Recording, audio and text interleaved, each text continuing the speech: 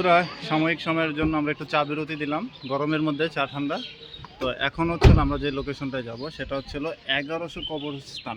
এই 1100 কবর যাদের, তারা সম্ভবত সিরাজউদ্দৌলা সোলজার ছিল। তো আমরা সেখানে যাব, সেখানকার ইতিহাস বা সেখানকার কবরগুলো দেখার চেষ্টা করব।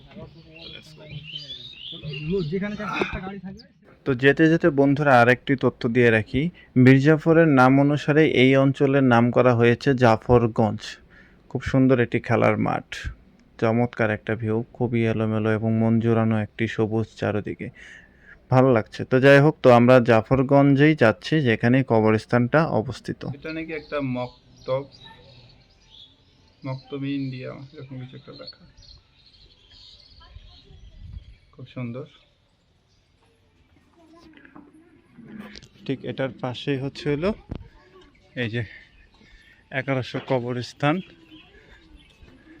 এই 1100 কবরস্থান, এই যে মীর জাফর ও তার পারিবারিক ঐতিহাসিক 1100 কবরস্থান। তো আমরা এটার ভিতরেই ঢুকছে। এটার ভিতরে ঢুকতে 10 টাকা করে টিকিট লাগছে, 10 টাকা করে টিকিট। ভিতরে ঢোকার সাথে সাথে আমাদেরকে গাইড নেওয়ার জন্য অফার করা হলো, কিন্তু গাইড আমাদের খুব একটা দরকার পড়ে নাই, কারণ গাইডের তথ্য এবং গুগলের তথ্য অনেক সময় ম্যাচিং করে না, যার কারণে আমরা নিজেরাই বিভ্রান্ত হয়ে যাই। তো গাইড 100 টাকা নিলেই গাইড পাওয়া যাবে। তো যাই হোক, আমরা গাইড নিলাম না। তো এই যে শুরুতে যে কবরটা দেখা যাচ্ছে, এটা হচ্ছে হাজারদুয়ারি যে নির্মাণ করেন নবাব নাজিমউদ্দিন জা।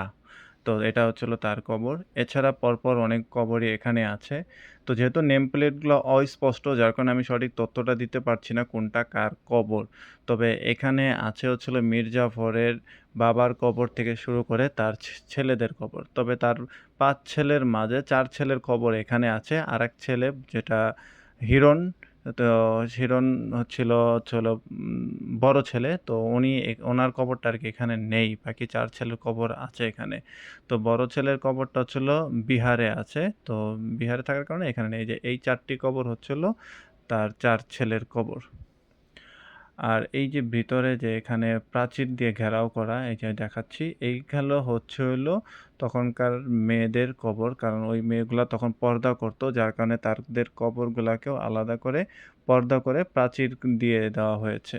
এই যে এখানে আরেকটি কবর আছে দেখাচ্ছি, এই যে এটাও মেয়েদেরই কবর, যার কারণে এগুলো আলাদা করে প্রাচীর দেওয়া। তো যেগুলো প্রাচীর দিয়ে রাখা হয়েছে সেগুলো সবই মেয়েদের কবর। এগুলো সব 200 থেকে 300 বছরের পুরাতন কবর এগুলা।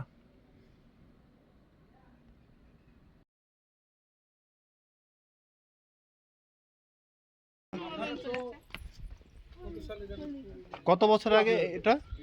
300 বছর আগে। 300, তার আগের বছরে, তার মানে এটা কি 300 বছর? 300 বছর হয়ে যাবে। 300 বছরের পুরাতন এই কবর সবগুলা এখনো এগুলো সংরক্ষণ করে রাখা হয়েছে ইতিহাস ধরে রাখার জন্য। এই হচ্ছিল মুর্শিদাবাদের ইতিহাস। আমরা যারা ইতিহাস পড়েছি তারা সবাই কম বেশি জানি এখানকার সম্পর্কে। তবে এখানে আসার পর আমার যে ইতিহাসের শিক্ষক, আমার একজন ইতিহাসের শিক্ষক আছে, ফাতেমাতুজ জোহরা ম্যাম। তো ওই ম্যাডামরা আমি এই মুহূর্তে খুব বেশি মিস করতেছি। উনি আমার স্কুল কলেজের শিক্ষক ছিলেন। উনি বর্তমানে ইন্ডিয়াতেই আছেন। কদিন আগে ওনার লিভারের অপারেশন করা হয়েছে। তো ম্যাডামের জন্য সবাই দোয়া করবেন।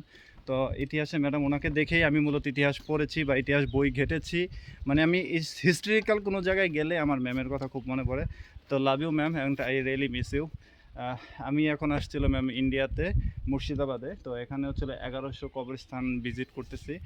যদিও এখানকার নেম প্লেটগুলো ম্যাক্সিমাম মুছে গেছে, যার জন্য আমি ঠিকমতো পড়তে পারতেছি না। আর এই 1100 কবর যাদের, তারা সবাই হচ্ছে হলো মীর জাফরের বংশধর। লাইক দ্যাট, মীর জাফরের হয়তো বা ছেলে মেয়ে সন্তান নাতিপুতি বা তার ঘরের পরের আত্মীয় স্বজন ইত্যাদি অনেকেই। তো এখানে আমার সামনে একটা নেম প্লেট আছে, এটা মোটামুটি একটু পড়া যাবে, আমি এটা একটু দেখাই সবাইকে। এখানে লেখা আছে সৈয়দ আরিফ আলী মির্জা ওরফে আহমেদ জা, নবাব পীর সাহেব। এটাই এখানে লেখা আছে। এটা একটু স্পষ্ট বোঝা গেল। অন্যান্য কবরের লেখাগুলো খুব একটা ভালো বোঝা যায় না। অনেক পুরাতন কবরগুলো একদমই বোঝা যায় না, হয়তো একটু অযত্ন বা অবহেলার কারণে এরকম হচ্ছে। এটা যারা হিস্ট্রি সম্পর্কে অনেক বেশি জানে তারা জানে। সরি। তো এই হচ্ছিল এখানে প্রচুর কবর। এই যে এখান দিয়ে অনেক কবর। কিছু কিছু কবর হয়তো রং করা, টাইস করে লাগানো, আর কিছু আছে হলো খুব সিমেন্টের, মানে অনেক আগেই দেওয়া হয়েছিল সিমেন্টের পাথর টাথর দিয়ে। আর ওগুলো মানে হয় একটু রিসেন্ট রং টং করে যেগুলো টাইস করা, ওখানে অনেক পুরোটাই কবর। এখানে কিছু নেম প্লেট আছে, এগুলো একটু দেখি। এই যে সৈয়দ আজিজা বেগম, সম্ভবত এটা একটা মেয়েদের কবর। উনি ডেট, এটা 2020 সালে মারা গেছে, ডেট 16 জুলাই 2020 সাল, আর জন্মগ্রহণ 1966 সালে।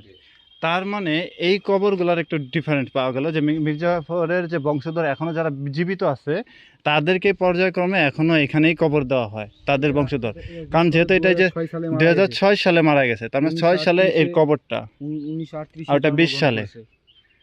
এই যে এটা হলো 2006 সালে। আর এটা হলো 1997 সালে, ও 1935 সালে জন্মগ্রহণ করেছে। তো বন্ধুরা, এটাই হচ্ছিল এত কবর।